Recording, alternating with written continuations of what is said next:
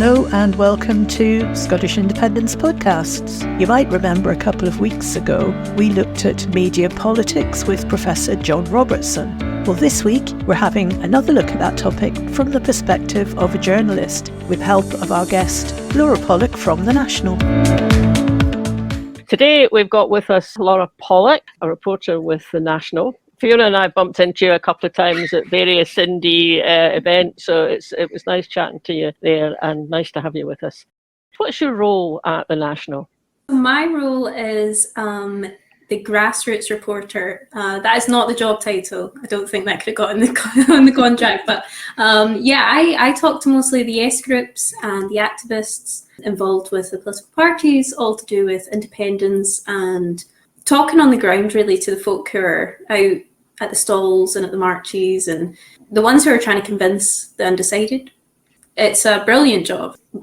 You know, I like a chat and I studied history at university. So to actually be on the ground, and I always do see people doing this and seeing it in the point of view that, you know, you're part of history. Yeah. Totally. No matter what chapter or how important it is, you're there and you're doing something to do with your country. So I do see it as such a privileged position to be reporting on it.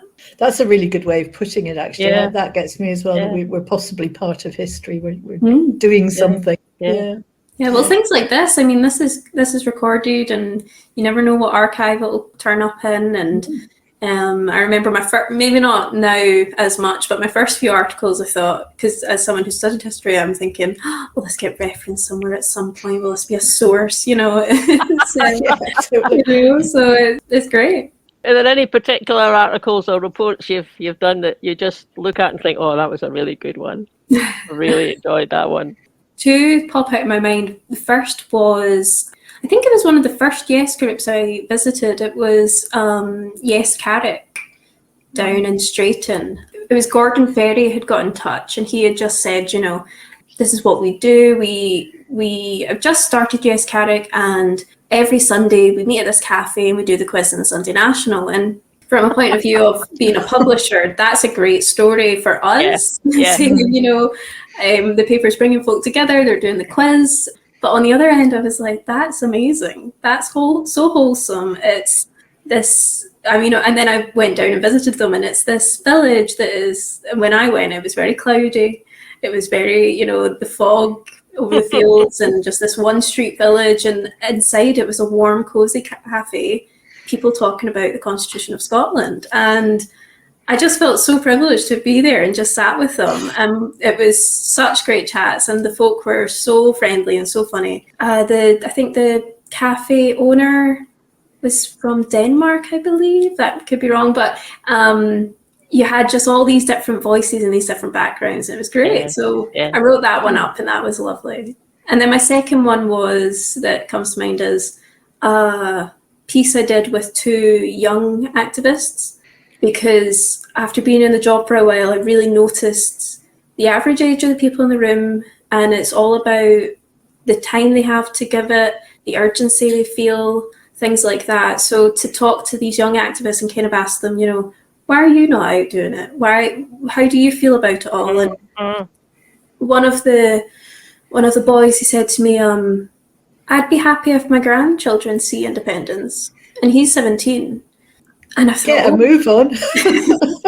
But I thought, I've not heard that. And all these months, you know, people are, you know, in the next few years, and he's saying in the next few decades. And I thought that the urgency that's up the generation, some people in generations just don't feel it. And then climate change came into it. Yeah. We look for climate change. And I think that's something to definitely be explored so much more. And you know, we always talk about how independence, it's all interconnected, but I don't know how much environment is connected and if it should be more and things like that. But I believe that's a job for the Greens maybe, but it's probably a job for all of us, and that's fascinating just hearing it like that, because one of the things that we've talked about before, the last time I saw a lot of young people really enthusiastic and together, well, two occasions. One was COP26 in Glasgow, and the other one was the Power to the People rally outside of Scottish Power.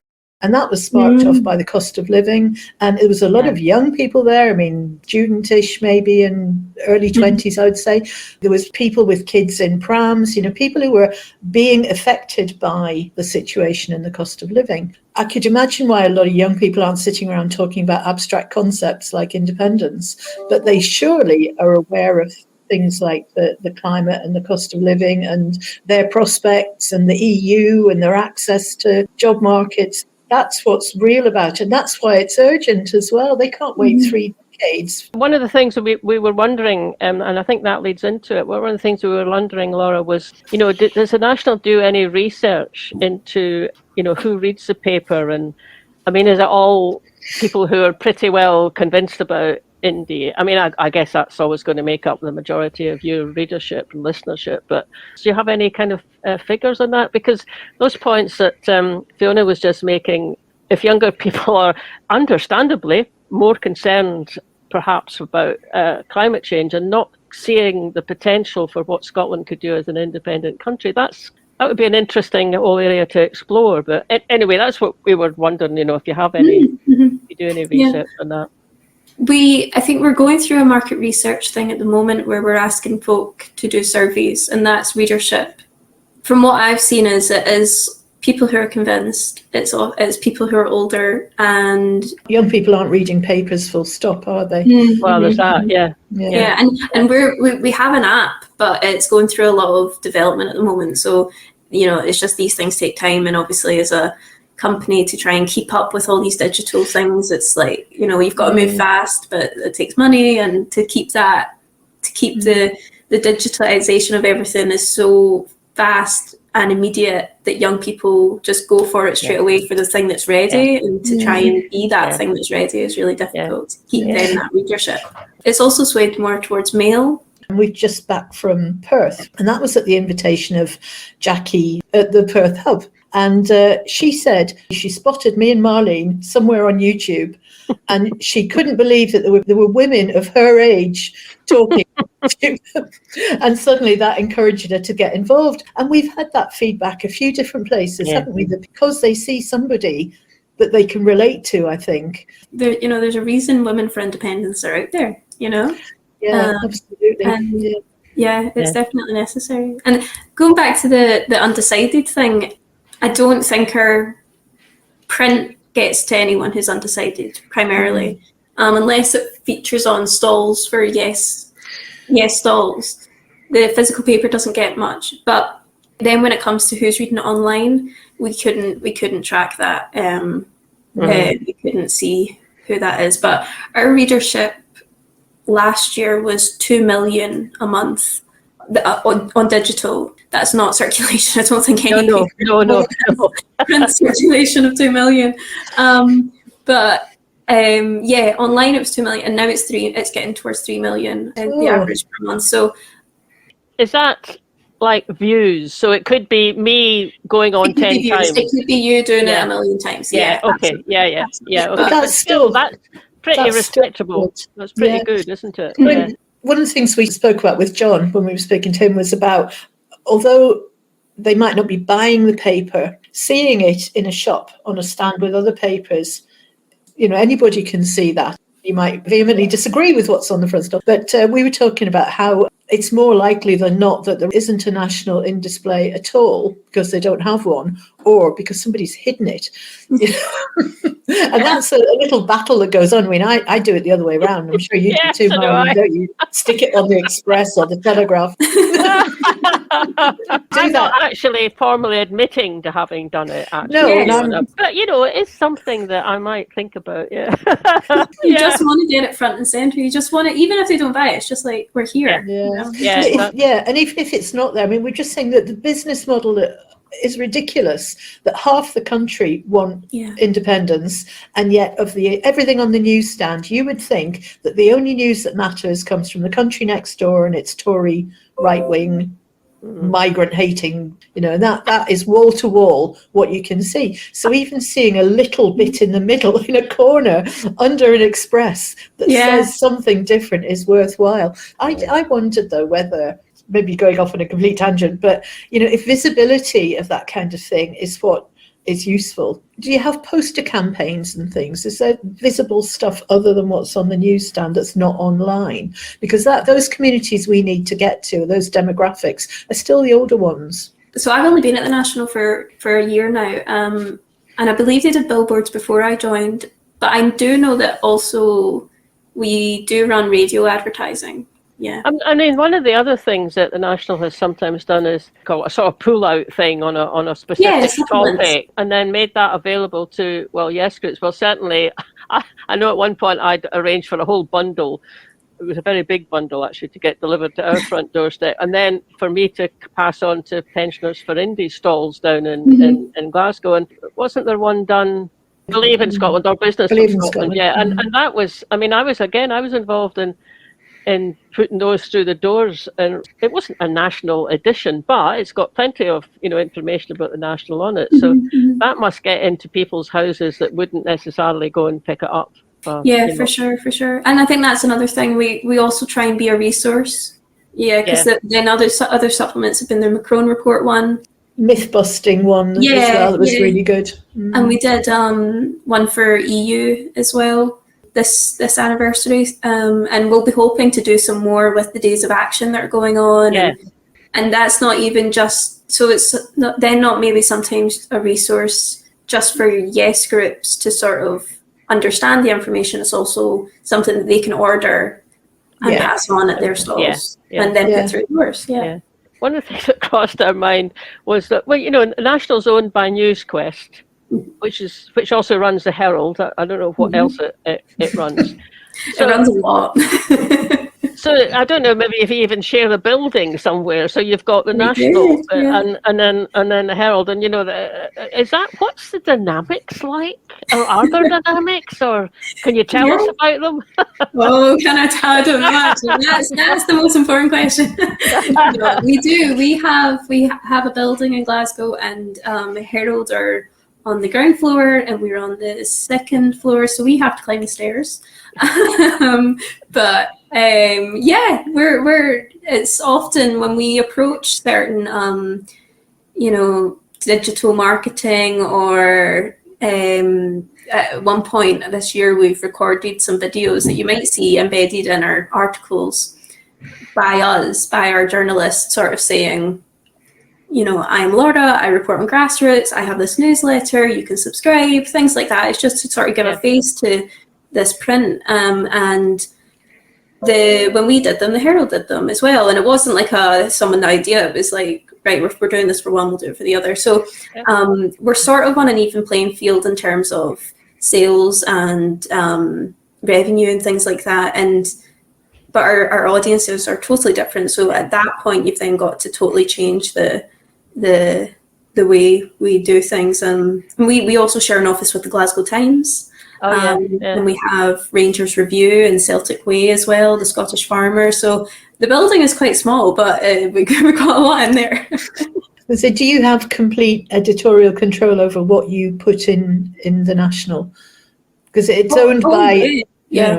Yeah, I know. I've had that question before, and it's quite... I would love...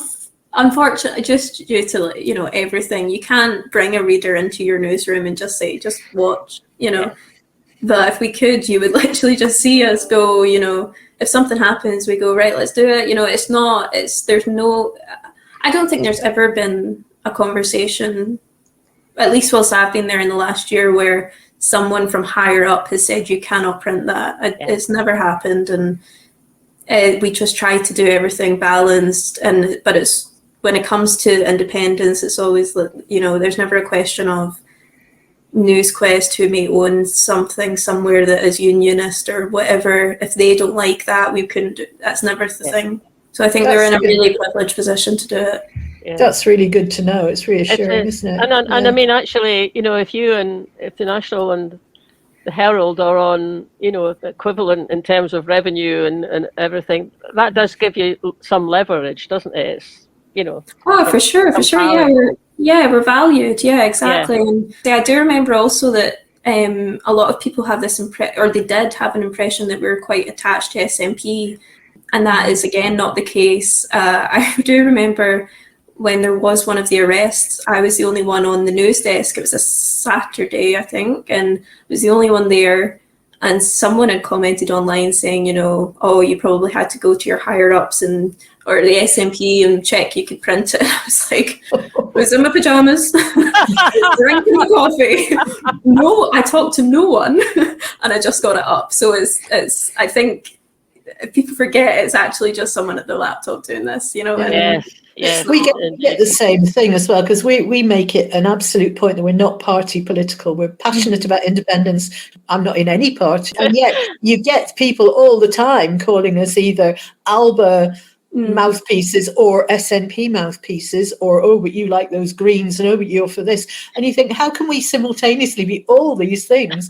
And then I thought, is that not what the BBC, that's their excuse, isn't it? That if they're annoying everybody equally, they must be doing something right. Something right. But it is interesting, isn't it? It's like, as you say, there you are with your cup of coffee and your pajamas and your laptop, and you get the article out. I mean, people of a certain age, a lot older than you, Laura, but more like me, and we sort of go back to, you know, like, I don't know, like the films about Watergate and the Washington Post, and it all had to get run through in front of the editor, and then the owner had to get brought in. So we've probably come from a chain smoking and a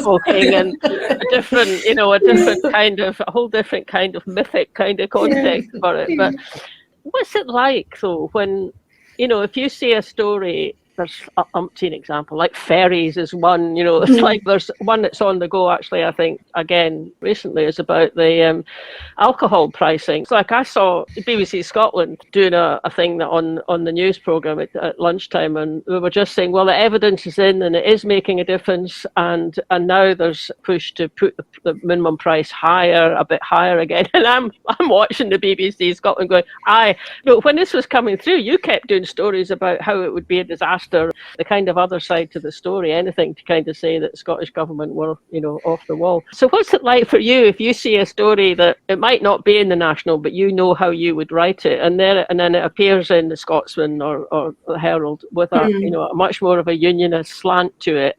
What's that like?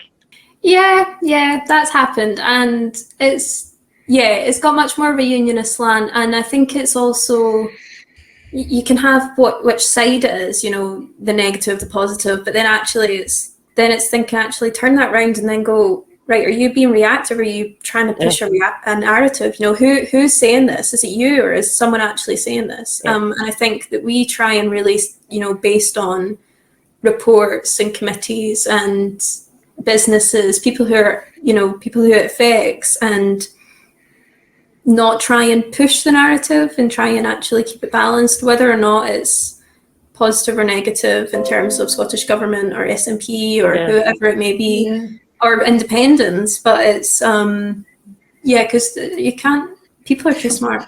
It's facts as well. We came across a site just yesterday, actually. It was called Ground.news, and it rates all the different newspapers according to where they're, you know, they're left, or they're right, or the centre, and how factual they are. And the National is highly factual. What's that word they used? It was factuality. Factuality. It's got high factuality. I mean, I don't think it's a word, but you know, that's a really good tribute to say you have a partisan focus in that it's an independence focus, and yet you're still able to put reliable facts. What was the other one we looked at? The Evening Times, and that was mildly factitious.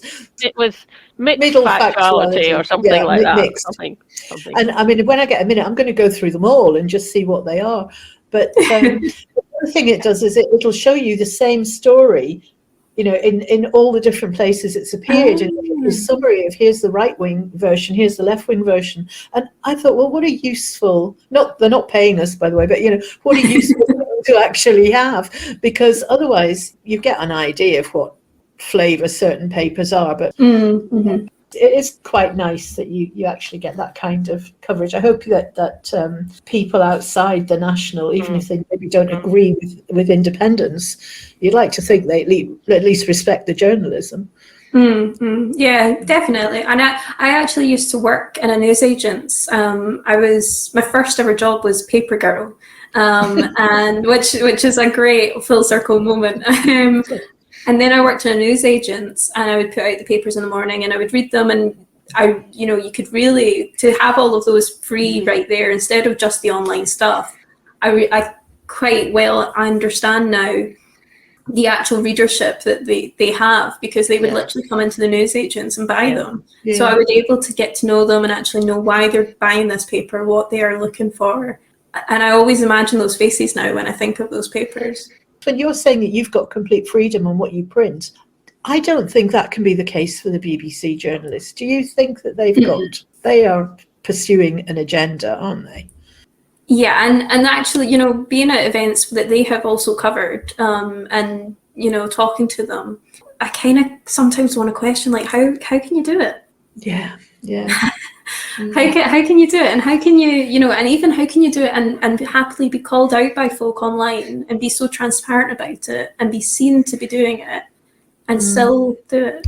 I know. They definitely do not have control over it, and it's really. I mean, we saw that about the story about BBC Boss telling the journalist not to investigate or fact check the bus. Yeah. They were told no, and they didn't do it, and it's just couldn't do it. Yeah. And yet, if they are 50-50 like the rest of the population, at least some of the people in there probably are Yes supporters. And that must be an awful working environment to actually be in, having to pretend, I suppose. I mean, I'm sure some of them, it must be genuine, their absolute loathing. It just seeps out of every pore.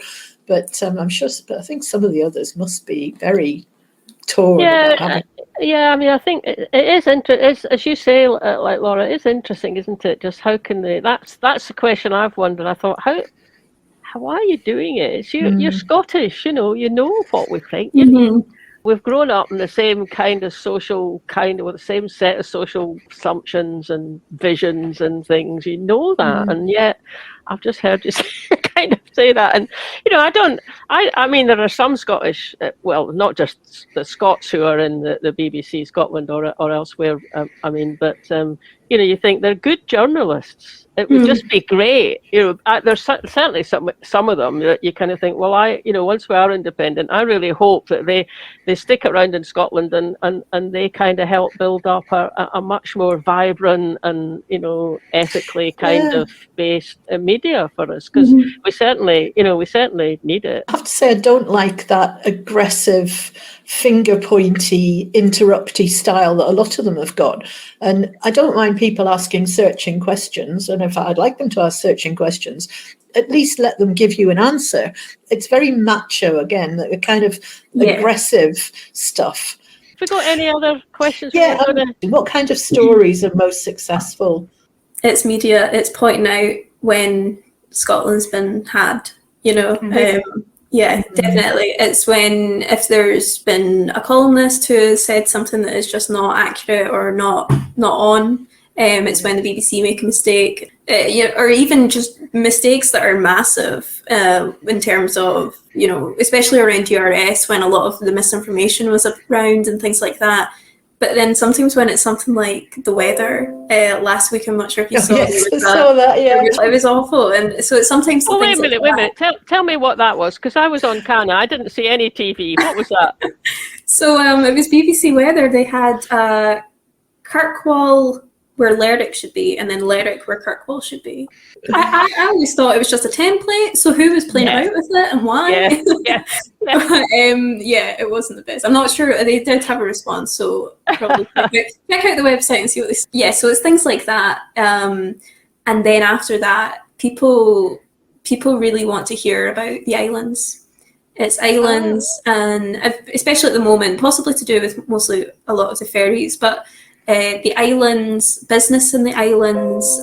We have had 2 comment pieces by Rhonda Meek they've flown on the site. One of them about sort of the tourist image of Scotland that's being sold, and then the second one on the housing crisis in the islands. And second homes, and both of those, and it's not just and we can see where people are reading things from and where they're coming from, and it's not just online, it's from Google. So those things are people are clicking on them and finding them. They could be searching, Scotland holiday, and they can see that. So it's things like that I think are getting seen from further afield. That's where what title you have for an article can have a big effect, can't it? If someone's just Googling, Google will pick up some things depending on, on what the article's called or the title of it's called. Yeah. We kind of try and find something for our monthly video show that we do for Independence Live that's topical. And we don't have a list of here's all the things we're going to cover. It's just what's going on at the time and that you can get some material for or somebody will talk to us about. But it does tend to fall into that kind of infrastructure heading. There's a lot of it. And land reform is another one that keeps coming up. We've covered Loch Lomond about 3 times. And it's fascinating where the interest lies. And that's not necessarily where you would think it lie if you read The Guardian, for example. If you click on their Scotland section, you get ptarmigans. Or you get how much more house you can buy for your buck if you move to Scotland. I absolutely hate that stuff. Islands for sale. Second homes and stuff. I just go, stop it. We just stop it. This isn't the kind of Scotland that we want. We're so much more. I mean, I know it's beautiful, and I can be driving around Scotland and be almost in tears sometimes. It's so beautiful, but that's we've got a hell of a lot more to us than that. And it so irritates me. Do you think Constitution's something that the paper might pick up because it's a bit in the news at the moment? And we've done a couple of programs. We've done a few on that. Well, two mainly, one with Mike Russell, one with Elliot Bulmer, but others where it's been, part of the interview and it's come to the fore again, actually. In some ways you can kind of go, oh, constitutional, just boring. But actually you're also writing down what your vision for your nation. You're designing a new country. Yeah. How much bigger does it get than that? Yeah, your own society. So I think it's fascinating. Do you think that might be picked up with by the paper? Yeah, again, as someone who studied history, it's really not. I don't find it boring, but sometimes sometimes it's our editor and our management team, like they're fantastic, and sometimes you can be really interested in something as an individual, and actually then they have to say, remember the readership might not be good. There's been quite a few things, and it can be something. So I think at one point I remember someone had flagged something to do with a band coming to Scotland, and they were like, "Oh, breaking news," and we were all like, "Not quite." So Constitution, again, I think there's a segment that at the moment are so interested in it because it's fascinating, it's niche, it's so many layers that you can just dissect and just see so much. But in general election time, post general election, I think it's going to be so high on the agenda. So I think we're definitely going to be. I mean, we already have every Sunday. Oh, you got John Drummond, haven't you? Exactly. So but that will definitely ramp up, and those sort of stuff does do well already, actually, and as well as currency. So the sort of like you say, the infrastructure behind all of this is definitely of note. But I think when it's in mainstream media, that's when folk will be. There was one question we did want to ask you, and it just was about, like you've got TV listings. Mm-hmm. Is there any way that they could do sort of there's Broadcasting Scotland, there's Independence Live, there's our stuff, there's various other, groups have scheduled things. Leslie Riddick podcast goes out on Tuesday, ours goes out on Friday, Scotonomics. Could you have a kind of listing of here's what's on this week? Well, that actually, I think I started this job in August, and in September, I went round to everyone, and I met Broadcasting Scotland, and I talked to them, and I was talking to Kevin, and I was talking to TNT Live, and I was talking to Kildone Radio. No one had their stuff quite in a schedule that we could. I can believe that. Yeah.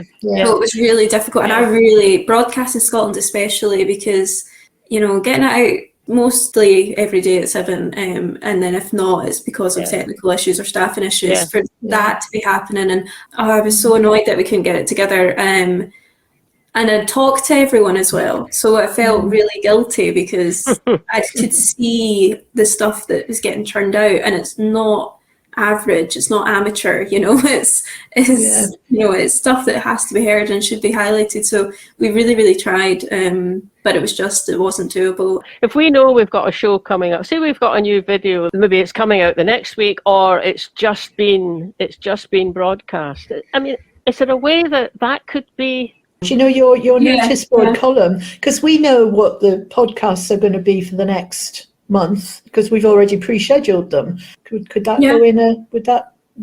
I don't see why it couldn't make it easy. Because the notice board is for live events, but it's also for online. So I don't see, and it's events, but it's, I mean, we had the declaration of Arbroath there for the whole month, so I don't see why we couldn't put or even I could talk to my editor about actually making a section at the bottom, and even if it's not a full TV listing sort of page, it could just be that section for podcasts.